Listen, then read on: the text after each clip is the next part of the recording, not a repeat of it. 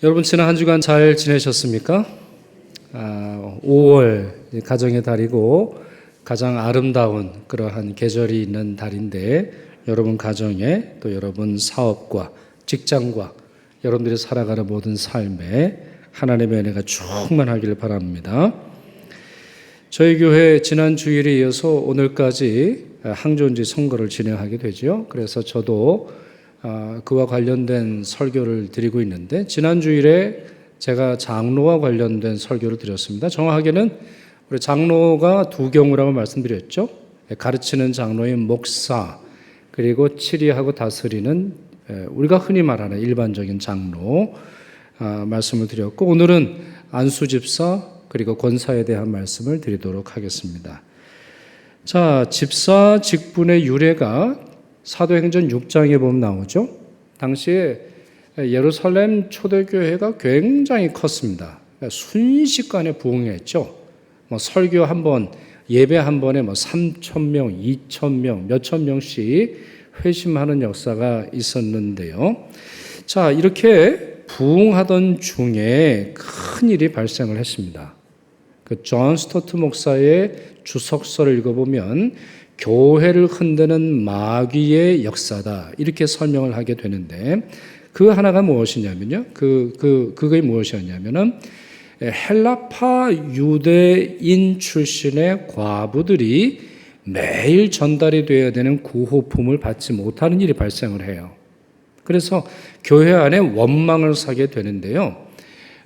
존 스토트 목사는 이 원망을 사는 일이 교회를 흔드는 것이 아니라 그 다음에 이 문제를 해결하기 위해서 사도들이 말씀과 기도에 전념할 수 없었다는데 교회에 위기가 있었다, 이렇게 설명을 합니다. 그러니까 쉽게 말씀드려 볼까요? 여러분, 만약에 저희 교회에 분쟁이 있다고 생각을 할 때 제가 예배하기 직전까지 아마 그 분쟁을 해결해야 되지 않을까요? 그리고 예배가 끝나자마자 또 그 분쟁을 해결해야 되지 않을까요? 예를 들어서 우리 구호의 물품을 나누는 데 있어서, 식사를 하는 데 있어서 큰 어려움이 있으니까 목회자가 다 투입이 돼야 된다고 생각을 해보세요. 그러면 머리 한쪽에서는 설교, 한쪽에서는 우리 또 내가 해야 할, 예배가 끝나자마자 해야 할 일들이 있으니 말씀이 얼마나 혼란하겠습니까? 예배가 얼마나 무질서하겠어요? 교회에 있어서는, 교회 성도에게서는 가장 중요한 것이 말씀을 들으며 예배하며 하나님을 만나야 하는데, 그와 같은 역할을 맡은 이 사도들이 산만해서 도대체가 하나님의 말씀에, 하나님의 성령의 역사의 중심을 찾을 수 없는 지경이 일어났다는 거예요. 이건 교회의 큰 시련이 아닐 수 없습니다.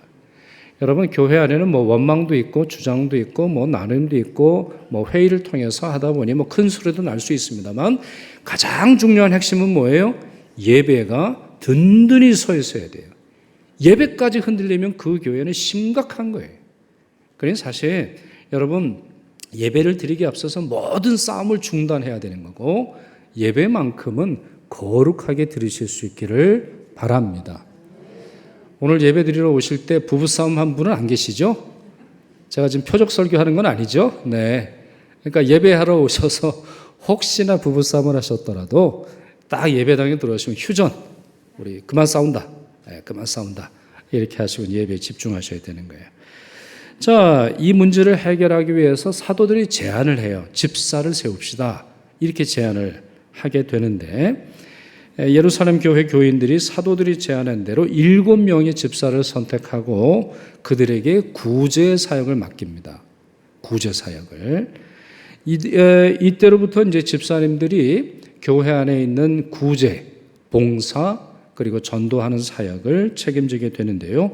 저희 교단도 마찬가지입니다. 저희 교단의 헌법에 보면 집사, 그러니까 정확하게 말하면 안수집사를 의미하는데, 자, 이와 같은 역할을 가지고 있다 설명하고 있습니다. 잘 들어보세요. 집사는 교회의 택함을 받고 재직회의 회원이 되며, 그러니까 재직회에서의 역할을 맡는다, 이런 말인데요. 그러면 구체적으로 어떤 것을 의미하나요? 교회를 봉사하고 헌금을 수납하며 구제에 관한 일을 담당한다, 이렇게 되어 있어요. 그러니까 안수 집사님들은 뭘 맡습니까? 봉사하는 일이에요. 안수 집사님들은 다스리는 직분이 아니에요. 봉사하고 섬기는 직분이에요. 특별히 헌금을 수납하고 구제와 관한 일을 담당함으로 말미암아 초대교회 이 예루살렘 교회에서 선출한 7 집사님의 모범을 따르게 되는 것이죠. 자, 이것이 사도행전 6장에 보면 나와 있는 집사의 유래입니다. 그러나 여러분 여기에서 한 가지를 제가 설명하지 않을 수 없는데요. 사도들이 집사를 직접 지목하여 선택하지 않았다라는 거예요. 이게 사실 상당히 중요하고 한국 교회가 회복해야 하는 매우 중요한 선거 풍토라고 생각을 합니다. 다시 말씀드릴게요. 사도들이 교인들을 잘 알죠. 여러분 교인들을 누가 잘 알겠어요? 목사가 잘 알죠. 그 믿음의 형편을 목사가 잘 알죠. 그러나 목사가 누군가를 뽑는다라고 하는 것은 매우 조심하고 하지 말아야 하는, 정말 어쩔 수 없다면 그렇게 해야 합니다만 그것은 좋은 원칙은 아니에요. 자, 사도행전 6장 5절 6절을 보실까요? 자, 그 말씀 우리 같이 읽도록 하겠습니다. 시작. 온 무리가 이 말을 기뻐하여 믿음과 성령이 충만한 사람 택하여 사도들 앞에 세우니 사도들이 기도하고 그들에게 안수하니라 그랬어요. 자, 지금 여기 이제 점점점 되어 있는 부분은 이제 7 집사님을 의미해요. 여러분이 잘 아시는 스데반, 빌립, 브로고로, 니가노르, 디몬, 바메나. 근데 이 이름이 굉장히 주는 의미가 있습니다. 이 사람들은 어느 지파, 어느 이 교회에서 어느 영역에 속하냐면 헬라파에 속하는 사람들일 거다. 우리가 이렇게 해석을 해요. 왜냐하면 이름 자체가 유대 이름이 아니에요. 히브리 이름이 아니에요. 지금 헬라파 사람들의 원망을 해결하기 위해서 유대파 사람들의 집사를 세운 것이 아니라 원망을 사는 사람들의 그룹에 있는 7명의 집사를 선택한 거예요. 굉장히 이 교회는 성숙한 거죠. 그런데 여러분 누가 택하였습니까? 자, 제가 언더라인을 했죠. 좀 강조를 해놨어요. 문장을 보세요. 누가 7 집사를 선택했어요? 사도예요? 아니죠. 뭐라고 되어 있어요? 온 무리가 택하여 사도들 앞에 세웠어요. 사도들이 한 게 아니에요. 사도들이 하면 제일 좋을 것처럼 느껴지지만 그렇지 않아요. 예루살렘 교회는 그런 방식을 선택하지 않았어요. 그 방법 자체가 뭐 나쁘다 뭐 이런 것이 아니라 그런 방법을 선택하지 않고 성도들이 집사를 스스로 선택했다고 하는 것이죠. 저는 이것이 매우 중요한, 우리가 기억해야 하는 성령 공동체의 특징이라고 생각을 해요. 저는 성령 아무리 연구를 해보고 성경 말씀을 통해서 이해를 해보고 또한 성령께서 제 마음에 주시는 여러 은혜를 생각을 할 때 하나 중요한 결론을 내렸어요. 성령은 독재의 영이 아니에요. 왜 한국 교회가 이렇게 어려운가? 저는 그 상당수의 책임 중에 하나가 뭐 모든 책임은 아닙니다만 소위 말해 성령 받은 사람들에게 있다고 생각을 해요. 많은 경우에 있어서 목사가 성령을 줄 수 있는 유일한 사람인 것처럼 행동을 해요. 제가 어렸을 때 보면 성령 받으라! 저는 뭐 성령이 무슨 기인 줄 알았어요. 어렸을 때는. 우리 영화 같은 데 보면 막 기를 모아가지고 장풍 쏘잖아요. 실제로 제가 어렸을 때 장풍 쏘는 목사님들은 한두 분이 아니었어요. 여러분, 성령은 하나님이세요.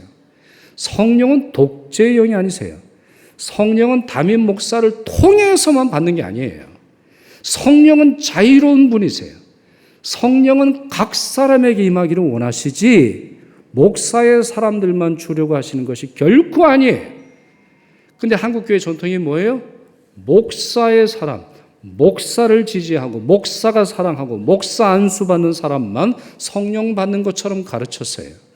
아니에요. 성경은 절대로 그렇게 말하고 있지 않아요. 성령은 독재의 영이 아니에요. 교회를 하나 되게 합니다. 하나 된 교회의 기쁨과 생명이 넘쳐나도록 하는 분이 성령 하나님이세요. 그러니 성령이 충만한 지도자들은 거만하지 않아요. 진짜 성령이 충만한 사람들은 말을 조심합니다. 진짜 성령으로 충만하고 성령의 사람들은 성령보다 앞서지 않아요. 왜요? 성령이 하시는 것은 믿기 때문이에요. 어설프게 받으니까 요란한 거고 어설프니까 독재처럼 행동을 하는 그런 모습들이 있는 것이에요.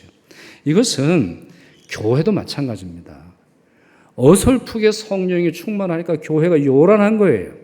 여러분, 지금 예루살렘 교회를 설명하다가 지금 집사를 뽑다가 이것까지 설명을 드렸는데 여러분, 이 교회가 얼마나 성숙합니까? 지금 큰 문제가 생겼단 말이에요. 사도들이 정말 말씀과 기도에 집중할 수 없을 정도로, 예배에 집중할 수 없을 정도로 큰 문제가 생겼단 말이에요. 그 집사를 누구를 뽑느냐에 따라서 이 교회의 성패가 형통함과 뒤로 물러남이 결정이 될 텐데 사도들이 누구에게 맡겨요? 교인들에게 맡겨요. 왜 맡길까요? 교인들이 성령에 충만하기 때문이에요. 교인들이 단순히 세상에서는 뭐 집단 이성 아니면 뭐 회의 결과 아니면 뭐 다득표 이런 원리를 말합니다만 그러지 않았어요. 교회의 중요한 원리는 성령께서 우리를 이끄신다라고 하는 소신과 믿음이었고 그와 같은 성령의 충만함을 따라서 7 집사를 교인들이 택했어요. 누구 하나 개입하지 않았어요. 누가 개입해가지고 이 사람을 뽑아, 이 사람 뽑지 마 이렇게 주장하지 않았던 모습을 볼 수 있다는 것이죠. 다시 말씀드립니다만 이것은 정말 우리가 닮아야 하는 성숙한 공동체의 특성이에요. 그러니까 교회가 성숙하지 않으니까 다른 방식을 선택한다. 저는 그렇게 생각을 합니다. 자, 이제 권사의 유래도 한번 볼까요? 권사의 유래, 권사의 역할 말씀드려야 할 텐데 권사의 역할에 대해서 저희 교단 헌법은 이렇게 명시하고 있습니다. 권사는 교회의 택함을 받고 재직회의 회원이 되며 교역자를 도와 궁핍한 자와 환난당한 교우를 신방하고 위로하며 교회의 덕을 세우기 위해 힘쓴다 이렇게 명시하고 있어요. 자, 아주 짤막하게 말씀드릴까요? 권사는 어떤 직분이에요? 덕을 세우는 직분이에요. 늘 기억하세요. 우리 권사님들 기억하세요?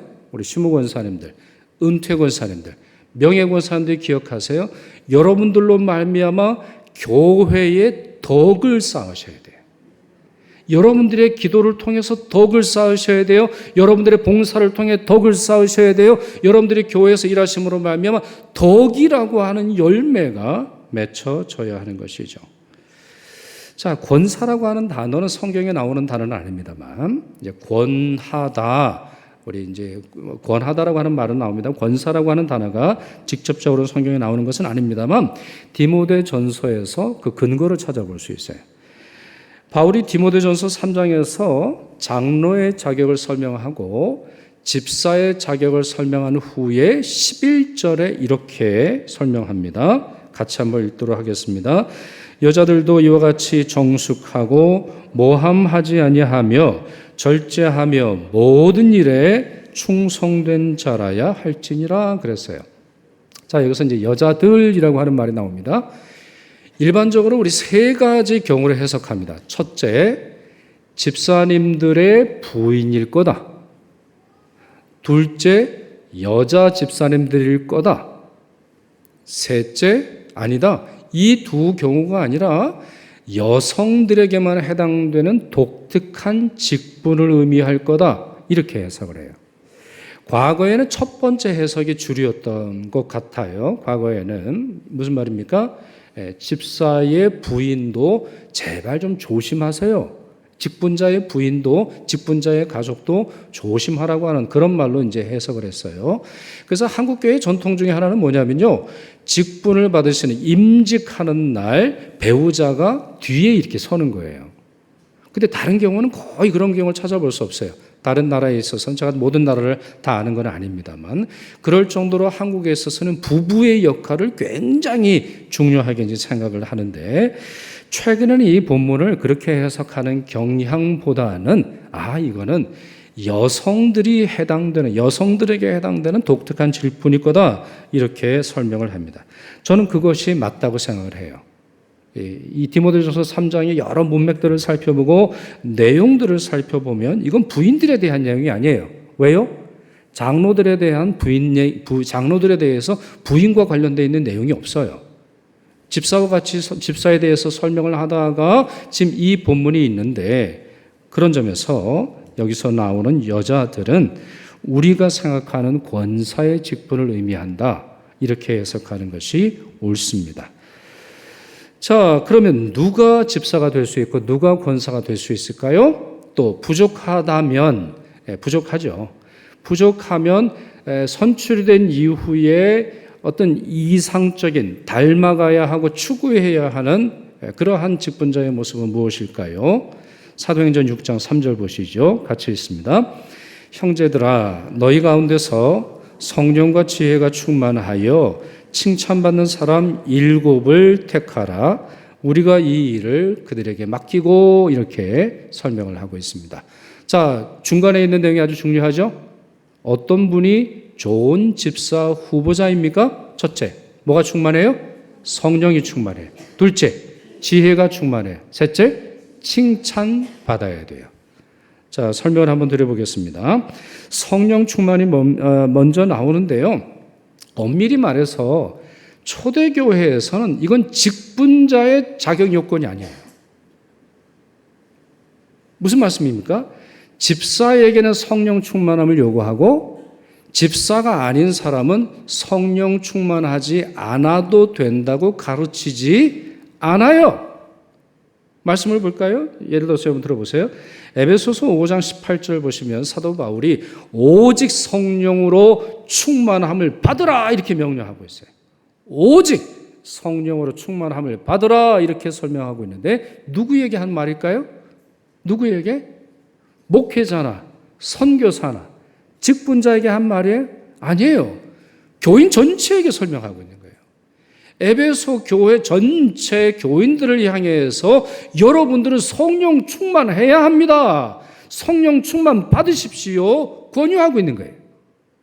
그럼 여러분 생각을 해보세요.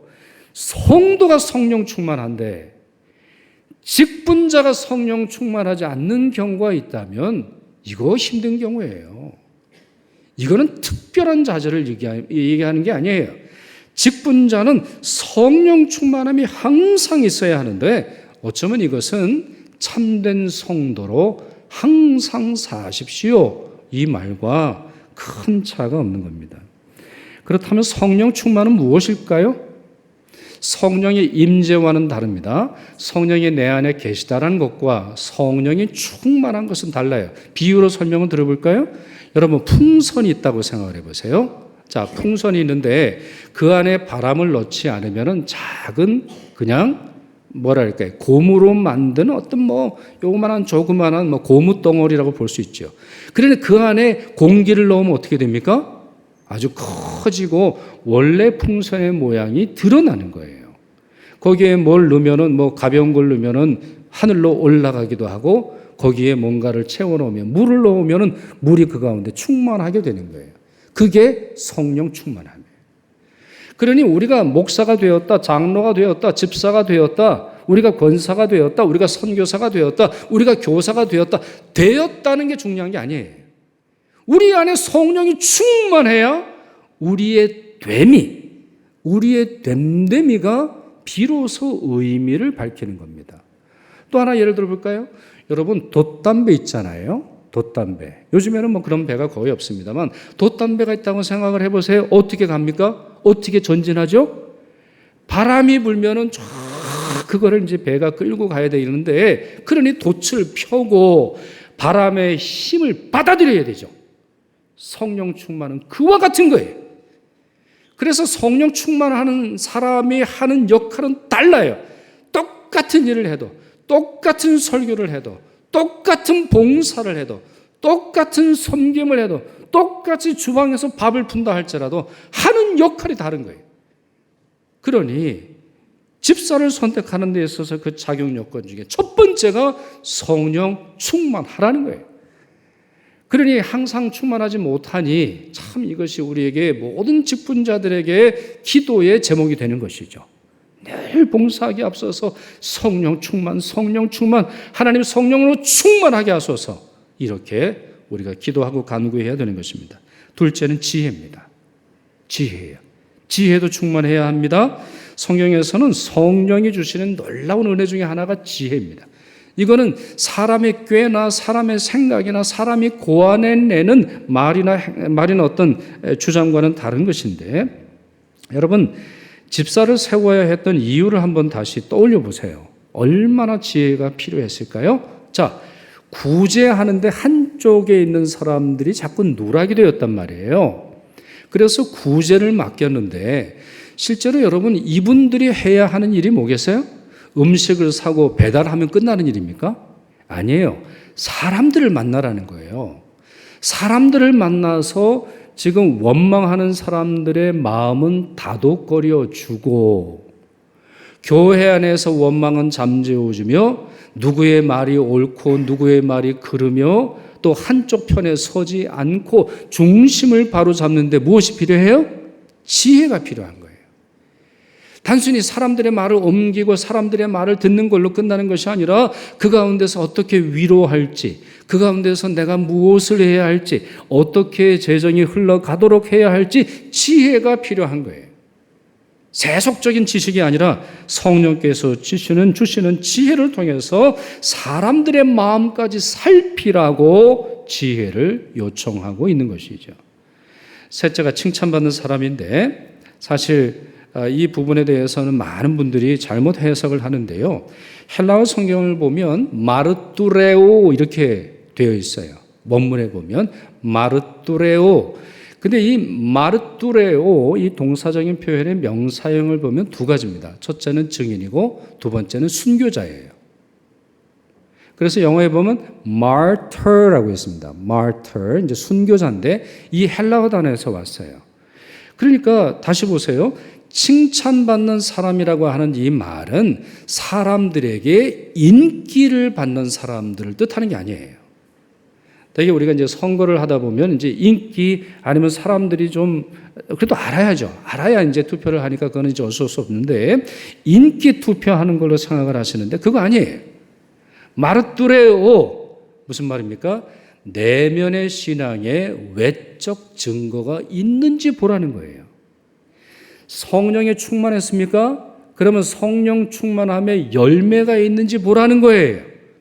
여러분 뭘 봐야 됩니까? 성령 충만한 사람들에게서 뭘 봐야 돼요? 방언을 봐야 될까요?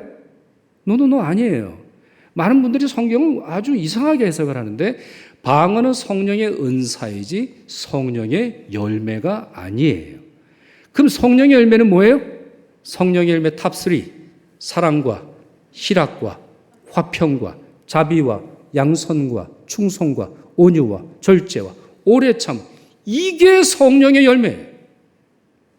근데 이걸 보지 않고 성령의 열매와 성령의 은사를 혼동하다 보니까 왠지 교회에서 방언하고 예언하고 자기 안에 있는 신비한 것들을 주장하면 저 사람이 성령의 사람인가 보다 착각을 하는 경우가 한두 경우 아니에요.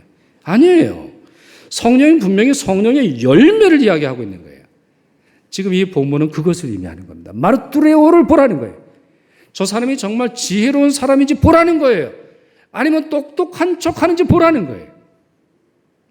그래서 디모데전서 3장 10절을 보시면 사도 바울이 뭐라고 말하냐면, 시험하여 보고 그 후에 책망할 것이 없으면 집사의 직분을 받게 하라, 이렇게 말하고 있습니다. 구체적으로 다음 세 가지를 살펴보라고 조언하고 있어요. 첫째, 말과 행실입니다. 누가 좋은 집사님 후보자입니까? 집사로 선택되신 분들은 앞으로 어떻게 행동하셔야 됩니까? 말과 행실에 있어서 정중하고 일구이연하지 않고 술에 인박히지 아니하고 더러운 일을 탐하지 마셔야 해요. 집사님 되시면 우리 술 즐겨 하시면 안 돼요. 여러분 술을 왜 먹습니까? 정말 이해할 수 없는 행동 아닙니까? 예를 들어서 사람들 막 소주 마시는데 그거 아무것도 아니거든요.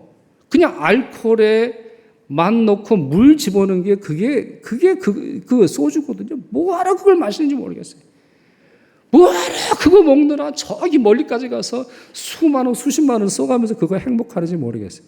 정말 어리석은 짓이죠. 두 번째, 신앙 양심이에요. 깨끗한 양심에 믿음의 비밀을 가진 자라. 믿음의 비밀이 뭐예요? 주 예수 그리스도의 구원의 은혜예요. 이건 아무도 몰라요. 여러분 그렇잖아요? 주님께서 내게 주신 은혜가 있습니까? 여러분 각 사람에게? 여러분에게 이와 같은 일이 있기 바랍니다. 사람들은 몰라요.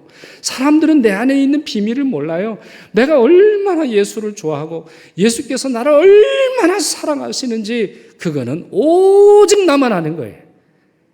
그래서 이 비밀은 뭐 특별한 다른 것이 아니라 오직 나를 사랑하신다라고 하는 그 복음의 구원의 역사를 의미하는 거예요. 그러니 직분자는 반드시 구원의 확신이 있어야 돼요. 내가 예수를 믿는다라고 하는 사실, 예수께서 나를 인도하신다라고 하는 사실을 굳건히 믿는 자가 직분자가 되어야 하는 것이죠. 셋째는 가정생활입니다. 한 아내의 남편이 되어 자녀와 자기 집을 잘 다스리는 자라고 했어요. 자, 이와 같은 것이 집사의 자격이라고 한다면 권사의 자격은 어떨까요? 대동소이해요. 특별히 아까 읽었던 말씀 다시 한번 읽어보죠. 제가 읽겠습니다. 여자들도 이와 같이, 여자들도 이와 같이라 그랬어요. 그러니 집사와 큰 차이가 없게 되는 것인데 표현은 조금 달라요. 정숙하고 모함하지 아니하며 절제하며 모든 일에 충성된 자라야 할지니라, 이렇게 설명을 하고 있습니다. 근데 이 본문을 보시면 하나 흥미로운 사실이 있는데요. 남자 집사와 유사한 것 같으면서도 다르고 다른 본문에서 중복되어 등장하는 단어가 있다는 것을 볼 수 있어요. 그 중에 하나가 뭐냐면요. 자, 아까 집사님의 경우에 있어서 말에 주의할 거 뭐가 있었죠? 일구이연하지 말아야 한다. 이런 내용이 있는데 여자에게는 그런 내용은 없어요. 권사님에게는 그런 내용은 없고 뭐가 있어요? 모함하지 말아야 돼요. 모함은 뭡니까? 모함? 소위 말해 뒷담화예요. 앞에서 말 못하는 걸 뒤돌아서 나쁜 말 하는 걸 모함이라 그래요. 모함에는 두 가지가 있습니다. 스스로 지어내는 것과 남이 지어낸 걸 옮기는 경우가 있어요. 뭐가 더 심각할까요? 둘 다가 맞아요. 성경을 보면 둘 다 제발 하지 말라고 되어 있어요. 내가 직접 안 본 거면 그냥 그거는 사실이 아니다, 이렇게 해석을 하시는 게 좋아요. 제가 예전에 어렸을 때 어느 집사님 큰 문제가 생겼어요. 저희 교회에 이 집사님이 담배를 핀다는 거예요. 그러니까 담배 피는 건 안 되죠. 교회 집사님이 담배 피우면 안 되죠. 교회에 문제가 생겼는데 알고 보니까 이분이 그 옛날 여러분 볼펜이 하얀색이었죠. 그 모나미 볼펜을 자꾸 입에 무는 버릇이 있는데 누가 지나가다가 그걸 봤다는 거예요. 그래서 하얀 걸 물고 있다. 뭐 이렇게 물었는지 뭐 어떻게 물었는지 모르겠습니다만 그게 오해를 사가지고 담배 피는 집사, 뭐 이와 같은 일들이 저희 교회에 있었던 기억이 납니다. 모함하면 안 돼요. 근데 여러분 디도서를 보니까 거기서도 이 말이 나와요. 자, 디모데전서 지금 3장을 본 거고 디도서도 한번 보실까요? 디도서 2장 3절 4절 같이 있습니다. 늙은 여자로는 이와 같이 행실이 거룩하며 모함하지 말며 많은 술에 종이 되지 아니하며 선한 것을 가르치는 자들이 되고 그들로 젊은 여자들을 교훈하되 그 남편과 자녀를 사랑하며, 이렇게 되어 있어요. 자, 지난주에 제가 디도서 설교를 드리면서 디도가 어디에서 목회한다고 했죠? 크레테 섬이에요. 제가 지난주에 좀 실수했는데 그리스 밑에 있는 섬인데 제가 이탈리아 밑에 있는 섬으로 설명드렸는데요. 자, 다릅니다. 디모데는 에베소에서 목회하고 있었고 디도는 그레데에서 목회를 하고 있는데 여성도들에게 똑같은 지시사항이 내려졌어요. 모함하지 마세요. 왜 그랬을까요? 아마 두 경우가 아니겠어요? 이것이 당시에 세속적인 사람들의 모습이라는 거예요. 세속적인 여자들이 그렇게 해요. 뒤돌아가면 남 이야기하고 남 험담하는 이야기를 그렇게 좋아했나 봐요. 그런데 교회에 와서는 그걸 중단해야 돼. 교회에 와서는 중단하지 않았고, 두 번째, 그리함으로 말미암아 교회가 혼란에 빠졌어요. 험담하는 말로 인해서 교회가 어지러웠기에 사도 바울은 디모데전서 3장에서 디도서 2장에서 이 부분을 명심하도록 당시 교회의 여성도들에게 설명하고 있는 것이죠. 특별히 권사님 여러분, 이 부분을 명심하십시오. 성경에서 이렇게 두 번에 걸쳐서 설명하고 있다면 여러분도 조심하셔야 돼요. 교회에 누구의 어떤 문제가 있거나 험담하는 말이 있거나 그것이 사실이라 할지라도 즉각적으로 전화기부터 드시는 분은 좋은 권사님이 아니에요. 그럼 즉각적으로 뭘 하셔야 돼요? 즉각적으로 기도하셔야죠. 그것이 사실일지라 할지라도 그분이 회개하고 스스로 반성할 기회를 얻도록 기도하시는 것이 첫 번째이지, 그 일을 알리고 퍼뜨리고 사실이 확인되지 않은 것조차 교회를 어지럽히는 일이 권사님들에게는 없으셔야 해요. 저희 교회는 그런 일이 없어서 얼마나 감사한지 모르겠어요. 자, 그런데 이 디도서에 보면은 특별히 이런 말이 있죠. 늙은 여자로는, 그러니까 나이 든 분에게 이 역할을 맡겼는데 이건 너무나 당연해요. 왜요? 디도가 맡은 교회대, 그레데에 있는 교회들은 아직 미성숙한 교회라고 말씀드렸죠? 우리 기억나시죠? 지난주에 설교. 자, 지금 페이지를 빨리 넘기세요. 우리 뇌의 페이지를 넘기셔서. 이 교회는 미성숙한 교회, 아직 장로도 세우지 않은 교회예요. 그러다 보니까 나이 드신 분에게 이 역할을 맡겼는데 아마 교회는 점점 성장함으로 인해서 이것이 나이 순이 아니라 누구에게? 직분자에게 맡겨졌을 거다. 우리가 이렇게 해석을 합니다. 자, 말씀을 마무리하죠. 여러분, 지난주 말씀도 드렸고 오늘 말씀도 이제 들으셨는데 이런 생각 안 드세요? 아, 목사라고 다 같은 목사가 아니구나. 장로님이라고 해서 다 같은 장로가 아니구나. 안수 집사님이라고 해서 권사님이라고 해서 다 같은 안수 집사 권사님이 아니구나. 우리가 이걸 깨닫게 돼요. 왜요? 본문의 말씀에 나오는 이 성경 말씀에 나오는 자격 요건을 보세요. 참 우리 모두는 부끄러워요.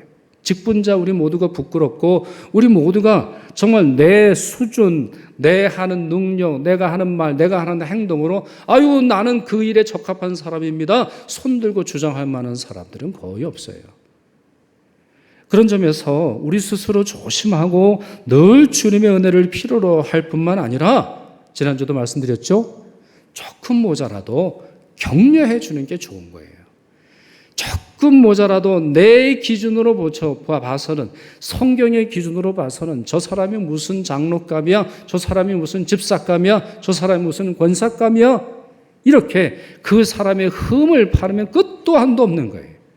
오히려 성령께 맡겨드리며 성령님 도와주옵소서, 성령님 함께 하옵소서, 세워주옵소서 기도하고 뽑는 것이야말로 우리가 취할 가장 좋은 방법이 되는 것이죠. 디모데전서 3장 13절 보십시오. 집사의 직분을 잘한 자들은 아름다운 지위와 그리스도 예수 안에 있는 믿음에 큰 담력을 얻느니라 그랬어요.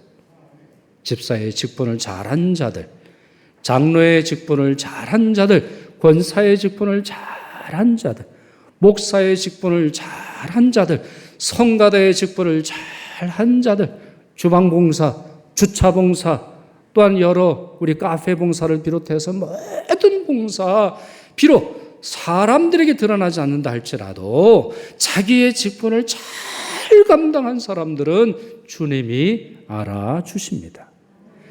그러니 직분자들은 이와 같은 사실을 기억하고 주님께서 인정하시는 아름다운 지위와 믿음의 담력을 달라고 늘 기도하시고 겸손하게 잘 섬기시길 바랍니다. 그리고 오늘 공동회에 저희들이 투표를 하게 될 때 이런 직분자들을 많이 세워주시는 여러분 되시기를 축원합니다. 기도하겠습니다. 교회 머리이시며 제자들을 선택하사 직분을 맡기시는 주님, 오늘도 저희에게 은혜와 사랑을 베풀어 주시고 주님 말씀 들으며 진리를 깨닫게 하시니 감사드립니다. 저희 모두 성령과 지혜가 충만하기를 소망합니다. 또한 어느 곳에서나 거룩하고 아름답게 살고자 결심하오니 힘이 없고 연약한 저희를 도와주시옵소서. 아울러 저희 교회 일꾼들을 많이 보내어 주셔서 주님의 일 더욱 감당하는 교회 되도록 이끌어 주시옵소서. 길이요 진리요 생명 되시는 예수 그리스도의 이름으로 기도드리옵나이다. 아멘.